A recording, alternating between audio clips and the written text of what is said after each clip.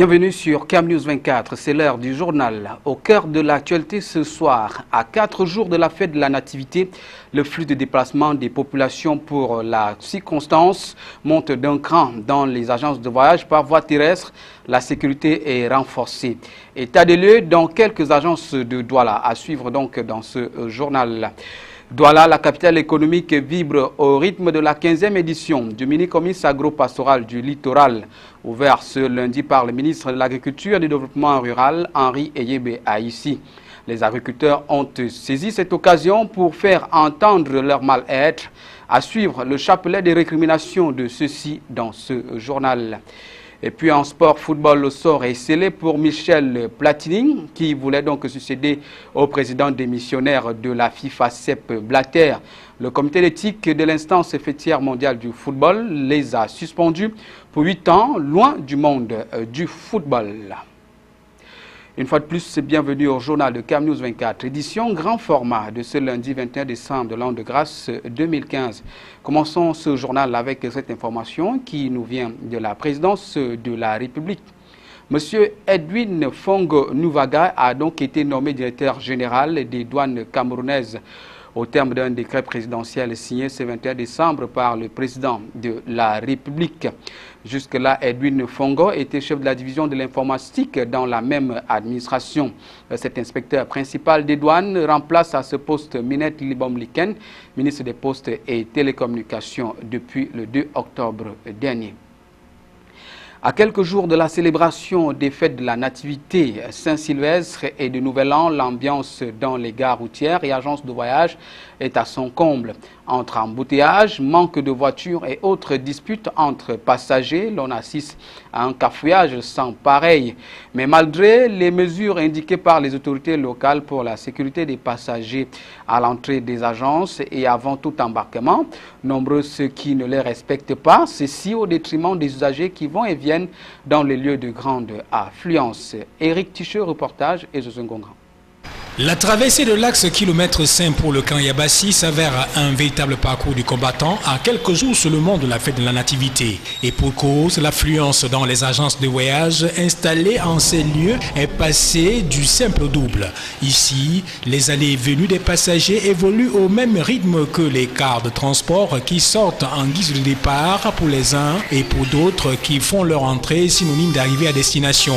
À cela s'ajoute l'activité de ces manutentionnaires ou chargeurs qui, à corps écrit, courtisent et se discutent la clientèle pour le compte de leur agence, créant au passage un embouteillage des plus ingérables. Une situation qui, plus que par le passé, invite les responsables d'agence à renforcer la vigilance et autres mesures de sécurité. Pourtant, le tout fait, seules 2 agences veillent à la fouille systématique de tous les passagers et de leurs bagages. Ici, le passage au détecteur de métaux est une étape obligatoire avant tout embarquement. D'autres, par contre, font fi de ces mesures sécuritaires et mettent l'accent sur le gain qu'il faut engrainer au maximum en cette période de haute saison. Mais tout n'est pas rose pour tous dans le secteur des transports par route en cette période de fête de fin d'année. Les agences en manque de passagers regardent d'un mauvais œil le secteur ferroviaire qui aurait réussi à coup de campagne publicitaire à convaincre les usagers à voyager par train que par bus. Moi je ne sais pas bien ce que il n'y a plus de l'argent, ou bien c'est que les Camerounais n'aiment plus voyager, ou bien c'est le téléphone qu'on a maintenant que tout le monde appelle maintenant pour savoir comment le système est bien. Ou bien c'est... Je ne peux pas prononcer le nom de celui qui vient de se mettre là pour les rails. Celui qui a presque plus de passagers maintenant. Bien que le climat d'insécurité qui prévaut actuellement dans la partie septentrionale du Cameroun soit loin d'ici, il serait important et même impératif de redoubler de vigilance, de renforcer le dispositif sécuritaire en ces lieux qui, à cette période, abondent de monde, d'autant plus que les prix pratiqués ici semblent être à la portée de toutes les bourses. Les producteurs de la région du littoral sont aux abois. Ils dénoncent les mauvaises conditions de travail dont ils font face dans leur champ de production. Ils ont fait entendre leur voix ce 21 décembre 2015 à l'occasion de l'ouverture de la 15e édition du mini-comice agro-pastoral régional présidé par le ministre de l'Agriculture et du Développement rural, Henri Eyebe Aïssi. Apollinaire Zobenbon et Benoît Dormont. C'est ici au club Camtet de Bepanda que les producteurs du département du Nkam, du Mungo, de la Sanaga maritime et du Vouri exposent depuis ce 21 décembre 2015 différentes variétés de produits agricoles, halieutiques et artisanaux. L'objectif ici est de permettre aux populations de se ravitailler à moindre coût en cette veille de fête de fin d'année. Un objectif qui pour certaines ménagères ne cadre pas toujours avec la réalité sur le terrain. Le poulet, j'ai trouvé le poulet moins cher. En dehors du poulet, là, les ignames, c'est la même chose qu'au marché. Le poulet que j'ai acheté un peu moins cher. La cherté de certains denrées alimentaires observées au village du Mini-Comis s'expliquerait par les mauvaises conditions de travail auxquelles font face les seigneurs de la terre. Voilà notre macabre qu'on sortit au champ comme ça. Et pour envoyer au quartier, vraiment, on manque ce qu'on va porter avec. S'il y a quelque chose pour porter, comme le pouce comme ça, pour les choses comme ça, c'est que c'est un peu mieux. Et regardez, voilà la quantité de macabre, comme vous voyez comme ça là. On souffre beaucoup avant d'envoyer à la commission comme ça. Au regard de cette situation, un ensemble de doléances a été transmis au ministre de l'Agriculture et du Développement rural, André Eyebe Aïssi, qui s'est dit déterminé à ne ménager aucun effort pour y apporter des solutions louables. Nous voulons créer les conditions d'approvisionnement pour tous, de sécurisation de l'approvisionnement et d'incitation à la production, à la consommation des productions agricoles locales, agriculture considérée ici en tant que plus large. Et pour encourager les bons élèves du secteur rural, un important don de matériel a été remis aux producteurs méritants. C'est au terme d'un tour complet des différents stands que le ministre de l'Agriculture et toute sa suite ont quitté le site du Mini-Comis pour céder place aux ménagères qui auront l'occasion de se ravitailler jusqu'au 23 décembre 2015. C'était donc une cérémonie ouverte par le ministre Henri Eyebe Aïssi de l'Agriculture et du Développement rural.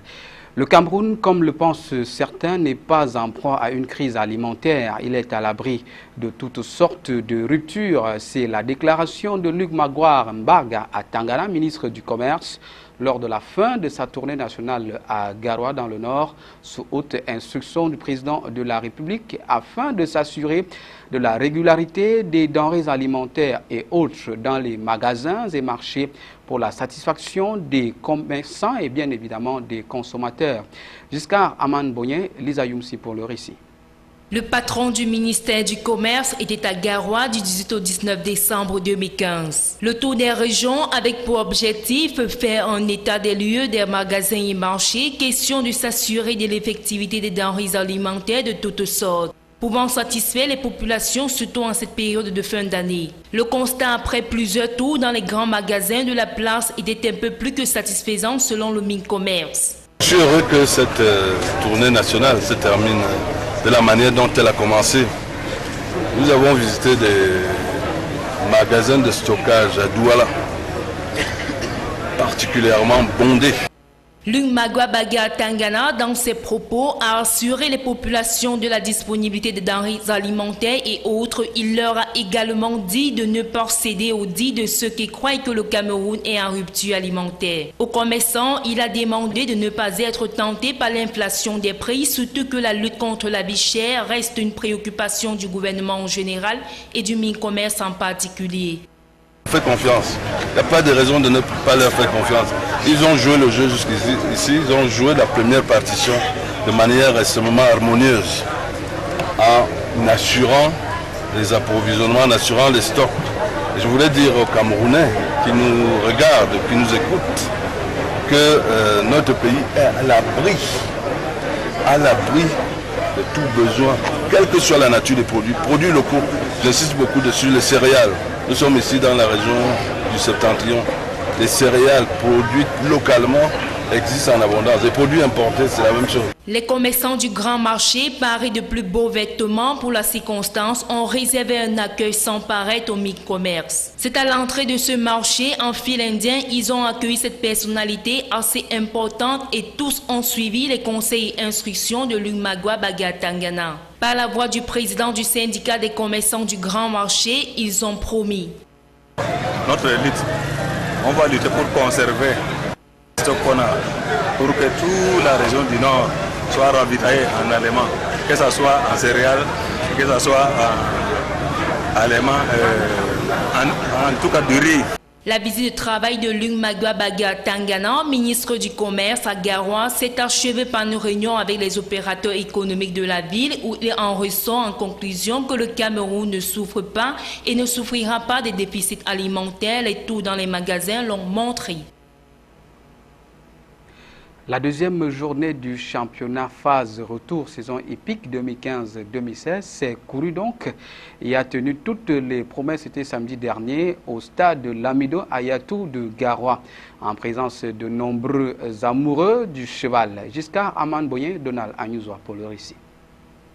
Ces courses étaient au menu de cette deuxième journée de la phase retour du championnat hippique saison 2015-2016 organisée par Cam Gallo. Il y avait donc au départ le 1000, 1200, 1500 simple, le 1500 race soudanaise, 1800 et le 2000 mètres. Les trois dernières courses vont retenir l'attention du public venu nombreux au stade municipal Lamido Ayatou de Garoua. La quatrième course longue de 1500 mètres et pure race soudanaise a vu la victoire d'ambassadeur Dossard numéro 3 de l'écurie Jean Coury. La deuxième place a été occupée par le dossard numéro 2 State de l'écurie Beloba. Le cheval numéro 4 Halal occupe la troisième place. La cinquième étape longue de 1800 mètres sera remportée par Prestige dossard numéro 3.